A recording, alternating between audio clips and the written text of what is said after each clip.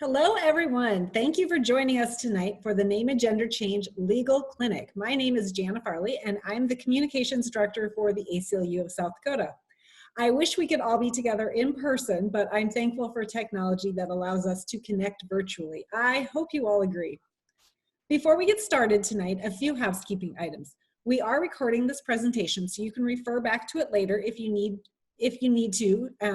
And so that people who weren't able to attend tonight can have access to the information. If you have any questions throughout the presentation, please type them in the Q&A box below and we'll answer them at various points through the evening. Don't worry about asking dumb questions. If you have a question, it's very likely that someone else is wondering something similar. But do remember that no one can see or hear you, so ask away, ask those questions. Now I would like to introduce you to Kylie Riggins, a Rapid City attorney with Riggins Family Law. Kylie, thank you so much for volunteering your time and expertise for our legal clinic tonight. So Kylie, without further ado, I'm going to turn the presentation over to you. Thank you. Thank you, Jana. Hello, as Jana mentioned, my name is Kylie Riggins. I am an attorney practicing out in Rapid City, South Dakota. So a lot of the information that I'm going to be sharing is universal across the state, but I do always recommend that people do their best to know their audience. When we're talking about a name or a gender change, we're talking about knowing the judge that you're going to be presenting in front of. So I will touch a little bit on what I understand or what I've seen happening West River, and to some extent what I'm seeing happening on the other side of the state, just to kind of see how there's a little bit differences going on. But let's go ahead and get started. Tonight we are going to talk about how to change your name and gender.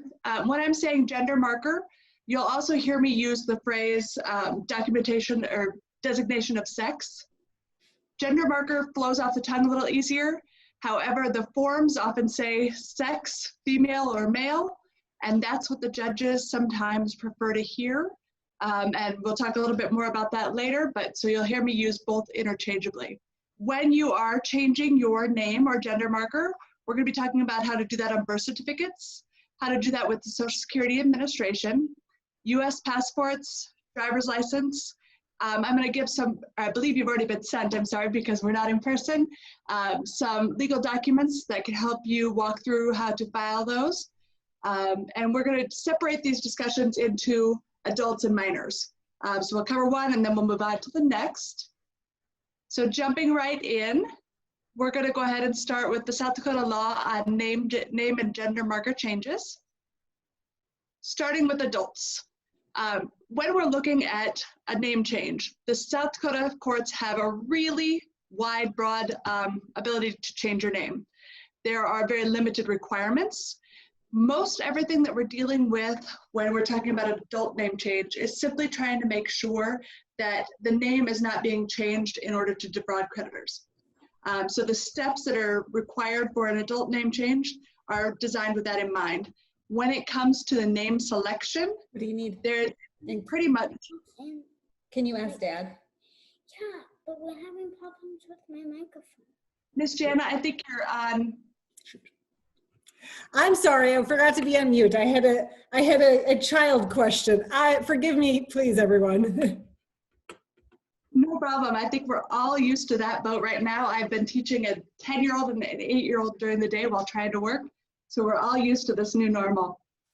Jumping back into adult name changes.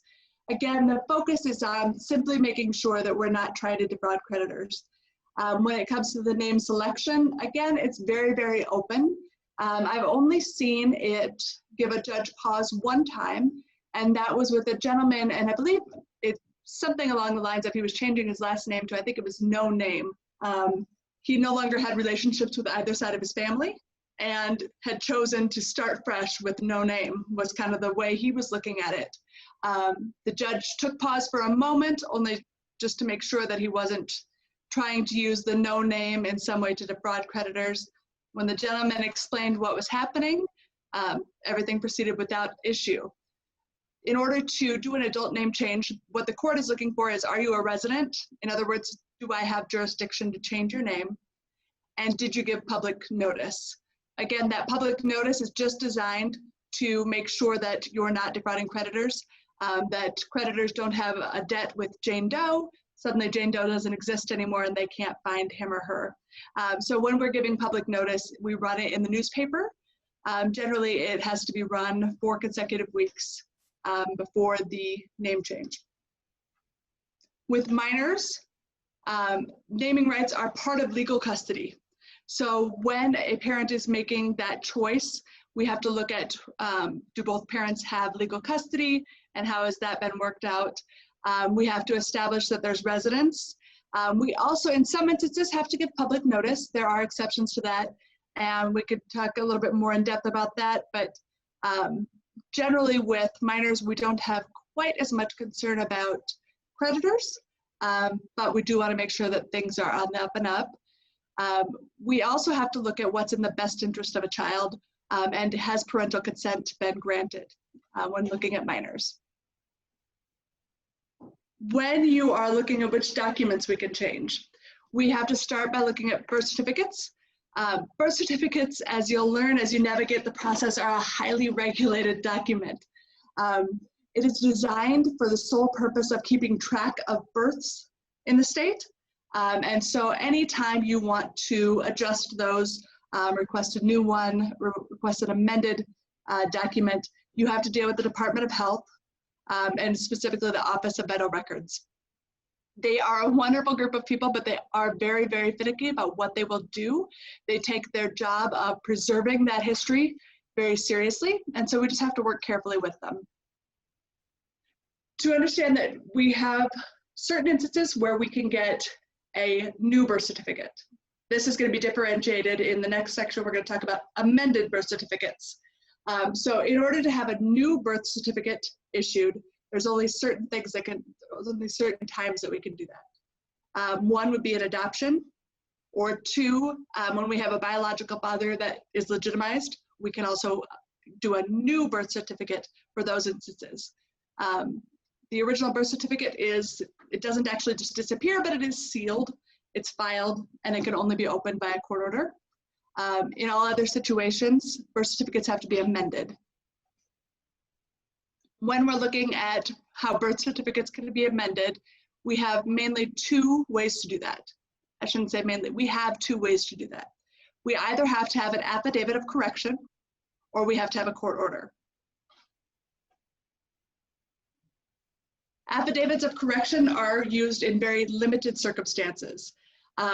They require documentation that can show that a documentation or affidavit of correction would be something like, well, an example I can give is my sister named her son, and when they entered the first birth certificate, they spelled his middle name wrong.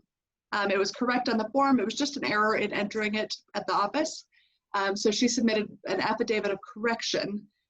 There's a limited time frame to do that, and that allows that name to be changed or corrected to make it correct, to make it match what it was from the start.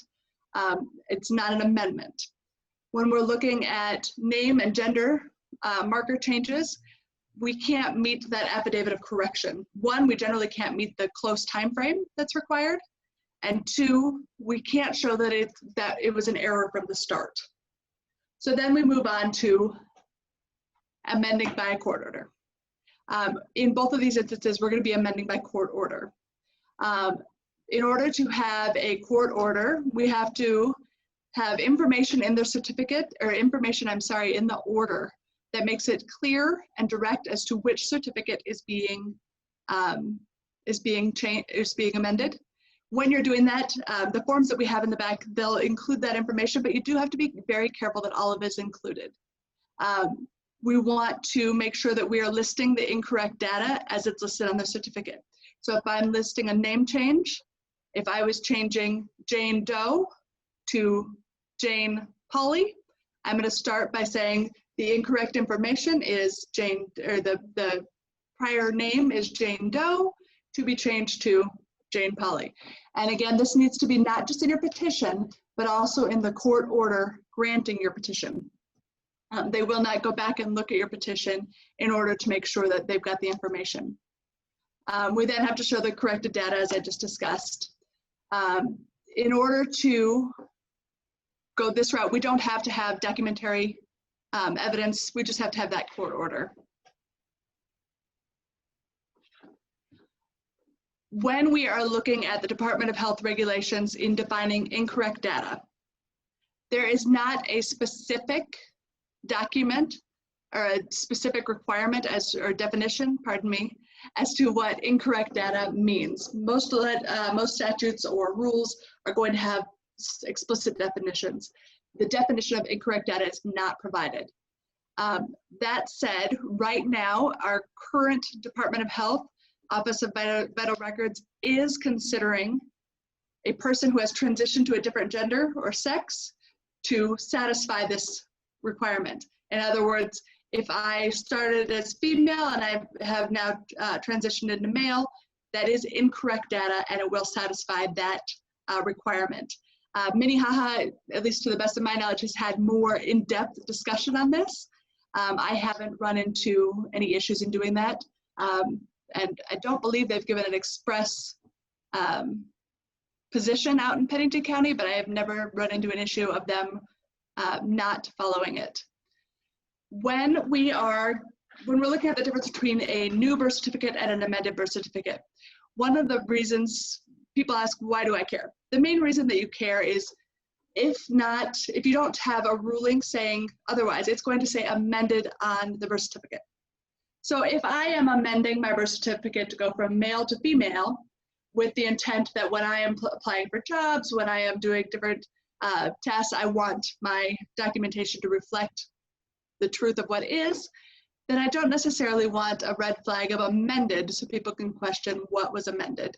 I don't know that that happens a whole lot, but in order to make sure that it doesn't happen, we just make it really clear that we want a certificate that is amended. While it will be an amended certificate, we want it to exclude any marking that says amended. So we want to include in our petition and again in the court order, because they don't go back to the petition, a statement that it will not be marked as amended. Again, and we also want to make sure that in addition to having it marked as not amended, or no marking, in addition to having no marking for amended, we also want to make sure that the court order requires them to seal the original birth certificate. They will automatically do that with a new birth certificate. They will not automatically do that with the amended, which is what we're needing for purposes of name and gender changes. So let's talk a little bit more specifically about adults. Sorry, I just skipped one. Let me see if I can go back.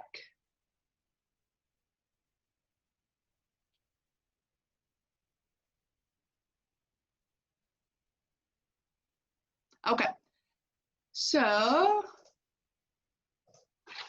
sorry about that.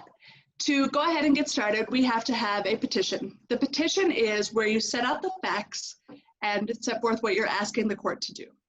When we are looking at a name and gender change, we want to include an original birth certificate. When it comes to the gender change, we also want to include a letter from the treating physician.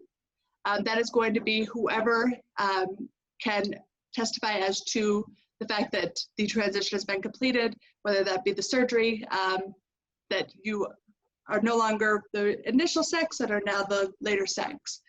Any other supporting information showing where you live, again, making sure the court just knows that they can do it. We do have to give a notice of hearing. The notice of hearing just simply has to mean that the court orders a hearing and it is noticed. In some instances, we have to do an affidavit of publication. In that affidavit of publication, at least in my practice, I have done an affidavit of publication for a name change. And down below in the smaller print, I've also included that there will be a gender marker change. And that has sufficed with the judges here. I've not been required to boldface put gender marker change anywhere else. We will also want to have the proposed orders ready to go. You want to have those ready to go to the judge. We want to have them including all of the information that we need. We do not want the judge to have to try to write their own order, because again, it's very specific as to what has to be there when it gets to that Department of Health Office of Vital Records. When we are drafting that order, I touched on this before, but we want to refer to the data field that designates sex on the birth certificate. It's a gender marker. There have been times, my understanding, I have not experienced one personally, where the South Dakota Department of Health has refused to change birth certificates unless they refer to the sex field on the form, using that word, sex. Again, gender marker flows more easily off the tongue to most people, but when we're dealing with the Department of Health, they have to be very specific. So please use that sex language when you're doing it.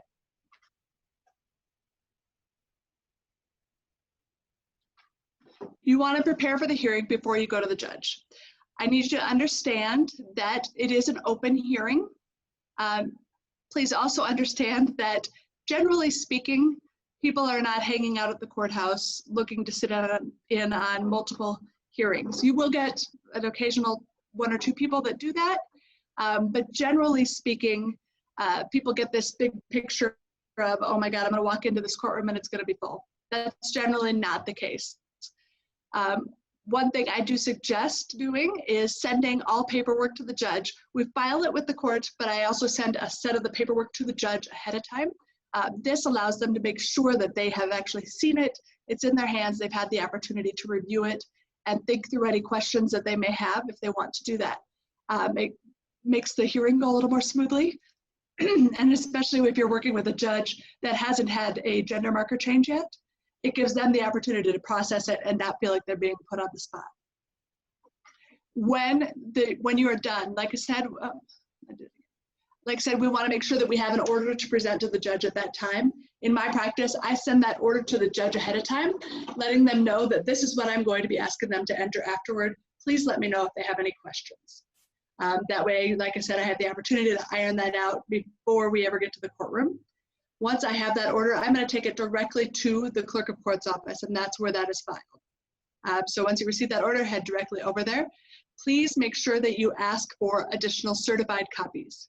In order to do any of the legal name changes on documents, many organizations are going to require a certified copy. Please go ahead and get those certified copies right away. Then you're going to file what's called a notice of entry of order. This just makes it clear that the order has been entered. Anybody that would want to see the file has noticed that the order has been entered. You can then present that order to the Office of Vital Records. Moving on to children. When we're dealing with children, as I talked about before, we are determining whether or not both parents are consenting. And if at any time, Ms. Farley, that you want me to stop for questions or anything like that, please feel free to let me know. I can keep going and take questions at the end, or I can pause and take them if you've got questions coming in. So moving on to gender marker changes for minors. So the first thing that we're going to want to do is find out, do both parents consent? When we're dealing with both parents consenting, obviously the issue is much more straightforward if both parents are willing to consent to that. If both parents are not willing to consent, this happens often in name changes. I have not had quite as much experience with it in gender marker changes, but I could see where it would happen there as well. When there is a contest between parents, then the court is left to determine whether or not the change is in the best interest of the child. When looking at the best interest of the child, there are a lot of factors that the court could consider. When we're looking at gender marker changes, or I'm going to just go ahead and start with name changes. When we're looking at name changes, the #1 factors to consider are where does this child reside? Are they primarily with the parent that has the matching name? What is their relationship like with the parent that does not have the matching name? Is there any reason that the non-matching, or that the parent with the matching name, is there any reason that there should, does the name cause embarrassment? If there's been a crime in the area, or for some reason that name has a poor connotation. There could be a lot of different reasons to look at it. The court can also consider compromises. For instance, I've had the court do a hyphenated name when mother's name was requested, different options like that. The same is going to apply for gender marker changes. The other thing to consider when it comes to consent is that a child over the age of 12 must consent as well. So we go ahead and we do that with a paper affidavit of consent. We get that again to the court before we even start. There are certain exceptions to the publication rule for children, but if we don't have those exceptions met, we just need to go ahead and do that same publishing in the newspaper. When you're using a newspaper, it has to be a newspaper of regular circulation in your area. So for instance, in Rapid City, it would be the Rapid City Journal. Sioux Falls, probably the Argus Leader, and each small town has their paper. So we go ahead and we make sure that that is circulated and that we meet those requirements there. When we are showing, or when we are giving notice, we have to make sure that both parents are noticed and anybody else that could object. Generally, it's going to be parents. If there's a guardian, a legal guardian, or something like that, then they would have to be noticed as well. We also go ahead and offer, again, that proposed order. You want to have it ready, you want to offer it. I send it before I ever go to the hearing. Let the judge know, hi, I'm going to be bringing this. This is what I'm going to be asking you to sign. Please let me know if you have any questions. Again, that allows the judge to be prepared with their questions. They can even reach out to me ahead of the hearing if they want to. Again, when we're using the terminology gender marker versus sex, I want you to go ahead and make sure that you are referring to the sex field on a form. Please make sure that your court order and your petition both refer to the sex designation rather than gender marker. I understand that the terms can be used interchangeably. Department of Health is not always willing to interchange them. Again, we are going to prepare for the hearing. You want to make sure that you have a proper showing, and that's understand again that the hearing can be open to the public. With minor children, I have had the courts close the hearings, and I've never received an objection to that. So it does not hurt to ask. Again, I've never had the judge leave them open. The judge is going to review the petition and your filings. If the statutory requirements are met, the judge will likely sign your order right there at that hearing. Again, you want to take that order, take it to the clerk, get it certified or get it filed, and get multiple certified copies. You again want to file a notice of entry of order, and again, I believe all of these forms have been circulated to you already. If not, they'll be circulated to you after, to just give examples of how to do this. And then once you have that entered, you can present the order to Vital Records.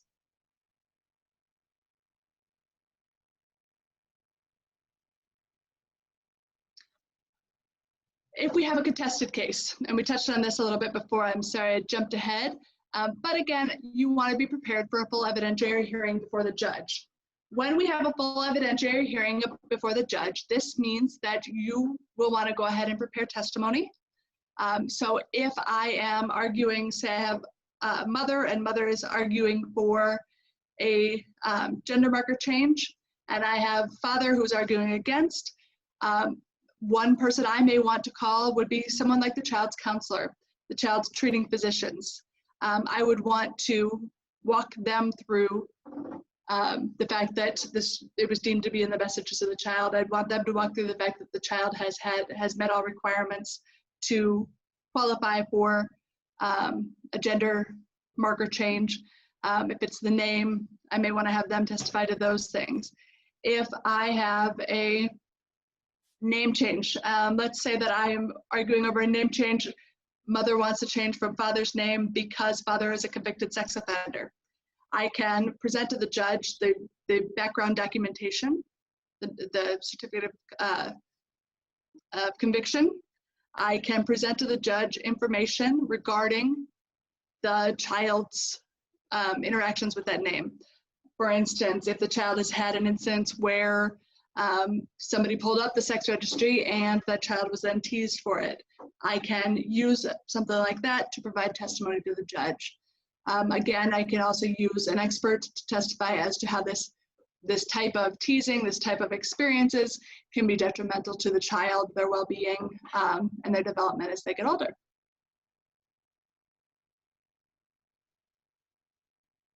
When we're looking at privacy, again, remember that you can ask that original birth certificates be sealed.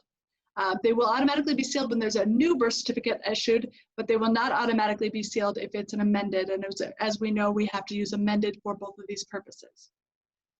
You can ask for minors that no affidavit of publication be done and that the hearing not be open to the public. Again, the court has to look at what's best for the children. And in this case, we're not as worried about dealing with predators. So generally, you're not going to find an objection there.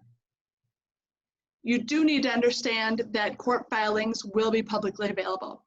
That said, I would advise that you ask in the hearing that the file be sealed. If I'm straightforward, I don't know that the court has the authority to seal that file. However, I will say that I've seen it done. I've seen it done more than once. And I think as long as the courts are able to accommodate, they're going to do it.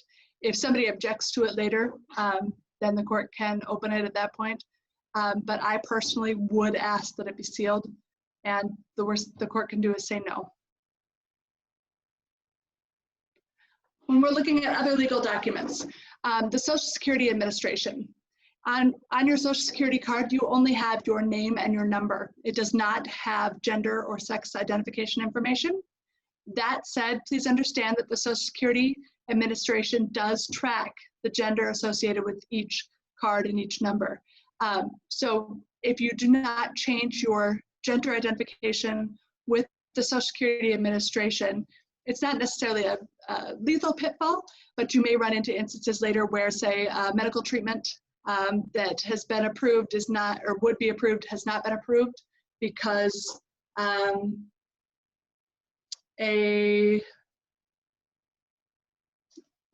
because something is gender specific. I'm sorry, I'm blanking out a specific procedure, but something's gender specific and it's not deemed approved for the gender that the participant started in. So updating that can just help avoid that.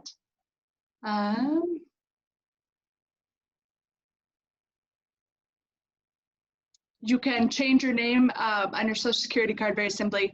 You just need to, you can apply either through mail or down at the Social Security office. The Social Security Administration will accept a name change court order. They will accept a marriage certificate, a divorce decree, or a certificate of citizenship or naturalization.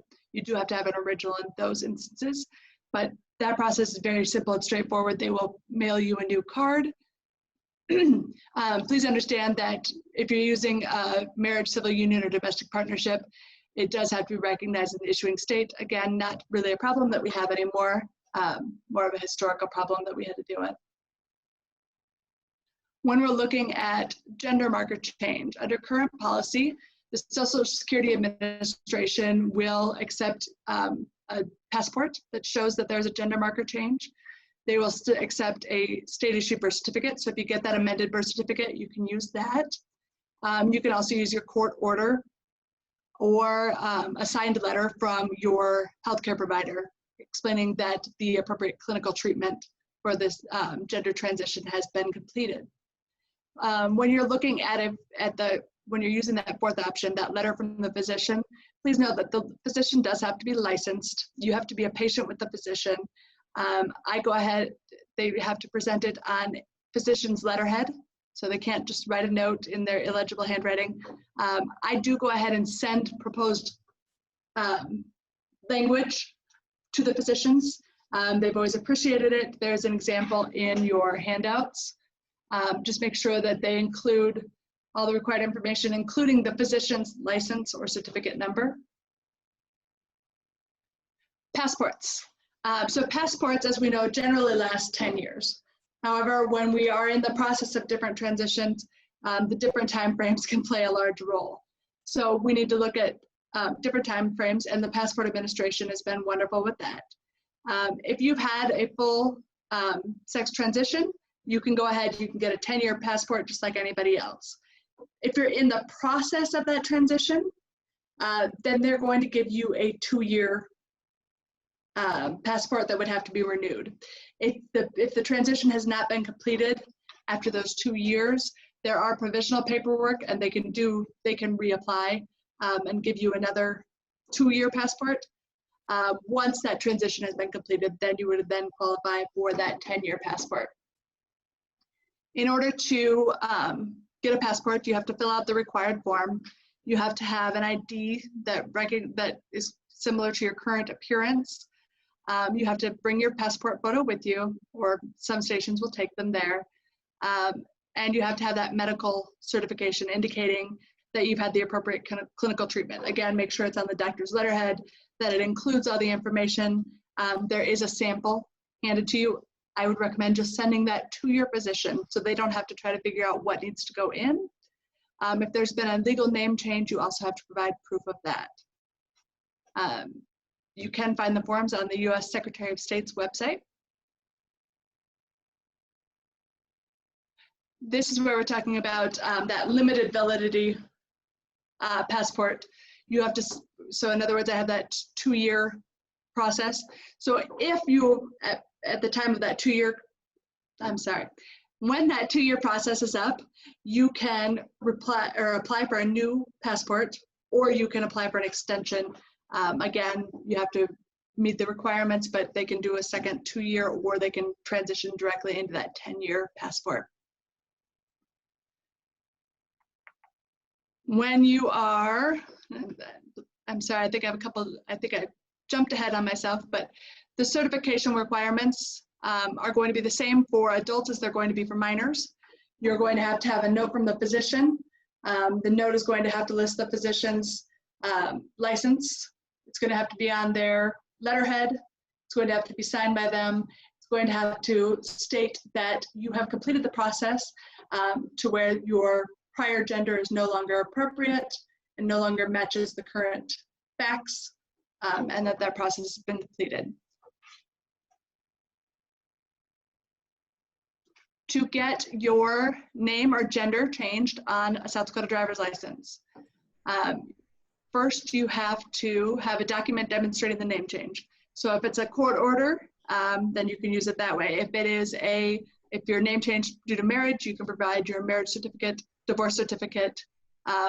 When we are looking at your gender change, you do have to have a court order certifying that the gender change has been completed, or again, you can go back to that doctor's certificate, keep the same one. It's going to have all the same information, again, stating that you are no longer the prior sex, you have completed all steps necessary to be to complete the sex change at that time.